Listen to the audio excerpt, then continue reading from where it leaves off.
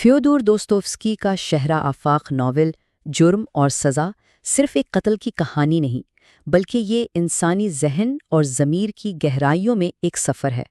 तो आइए इस कहानी में उतरते हैं और ये जानने की कोशिश करते हैं कि एक जुर्म की असल सज़ा आखिर होती क्या है।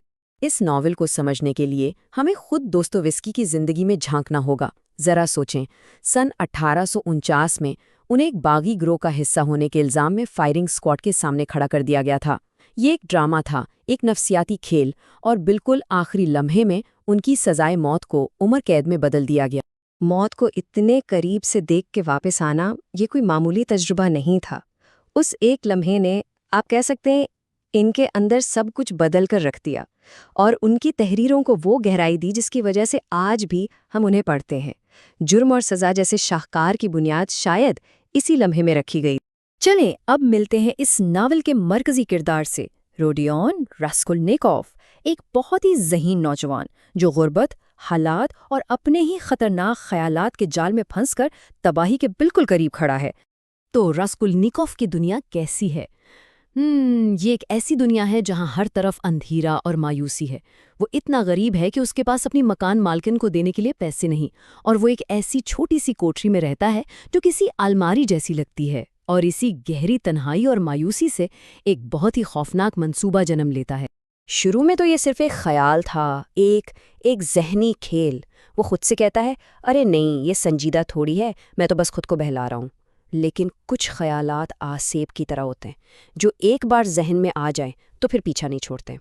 अब सवाल ये है कि कोई इतना पढ़ा लिखा नौजवान, इतना ज़हीन शख्स कत्ल जैसे जुर्म को सही कैसे ठहरा सकता है? तो उसके लिए वो एक पूरा फ़लसफ़ा घड़ता है, गैर मामूली इंसान का नज़रिया। उसके ख्याल में नेपोलियन जैसे लोग आम इंसान नहीं होते। उन्हें हक होता है कि वो बड़े मकसद के लिए छोटे मोटे उसूल तोड़ दें, और वो खुद को भी इन्हीं में से एक समझता है।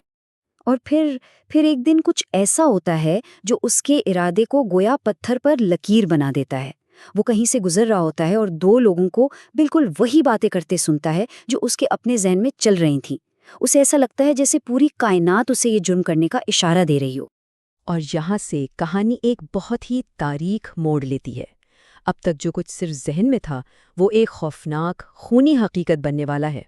वो फैसला कर लेता है, कुल्हाड़ी छुपाता है और चल पड़ता है।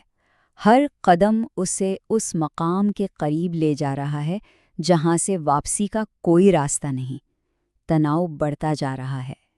यहाँ दोस्तोवेस्की ने कमाल की मंजरकशी की है। इसका दिमाग, इसका फलसफा उसे कह रहा है कि तुम ठीक कर रहे हो, पुरसकून रहो, लेकिन इसका जिस्म सच जानता है। वो हकीकत की दहशत से कांप रहा है। और फिर कुल्हाड़ी चल जाती है। वो साफ सुथरा मंतकी नज़रिया जो उसने अपने जहन में बनाया था, वो फर्श पर बिखरे खून की वहशत में डूब जाता है। ये कोई फ़लसफ़ा नहीं था, ये एक बेरहम घिनौना कत्ल था। मामला यहीं ख़त्म नहीं होता। अफरा तफरी में, घबराहट में इससे एक और गलती हो जाती है। एक और कत्ल। साहूकार की मासूम बहन लीज़ावेता आ जाती है और रास्कोल्निकोव को उससे भी मारना पड़ता है। ये गैर इरादी कत्ल उसके ज़मीर पर बोझ को दुगना कर देता है। तो जुर्म तो हो गया, लेकिन असल सज़ा अब शुरू होती है, और ये सज़ा किसी अदालत में नहीं बल्कि खुद रास्कोल्निकोव के अपने जहन में दी जाएगी। ये इस नॉवल का, आप कह सकते हैं, मरकज़ी ख्याल है। दोस्तोवेस्की हमें दो कैद खानों का फ़र्क दिखाते हैं। एक कानून का कैद खाना है, साइबेरिया की जेल, और दूसरा जहन का कैद खाना है। और ये कहानी हमें बताती है कि जहन की कैद कहीं ज़्यादा अजियतनाक होती है। और इसी जहनी कैद खाने में रास्कोल्निकोव का सामना होता है एक बहुत ही शातिर तफ्तीशकार से, पोर्फिरी पेत्रोविच, जो उसका जहनी हरीफ बनकर सामने आता है। पोर्फेरी का तरीका बहुत दिलचस्प है। वो जानता है कि उसके पास ठोस सबूत नहीं है, तो वो क्या करता है? वो रास्कोल्निकोव के जहन से ही खेलता है।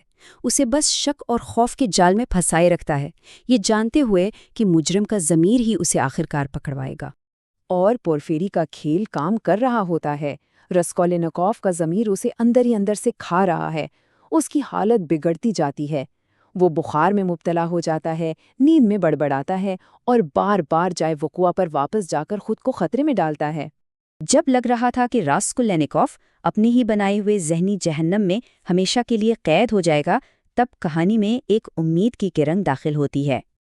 اور یہ امید کی کرن ہے سونیا، ایک ایسی لڑکی جو حالات کے ہاتھوں مجبور ہے لیکن جس کا ایمان اور روح پاک ہے۔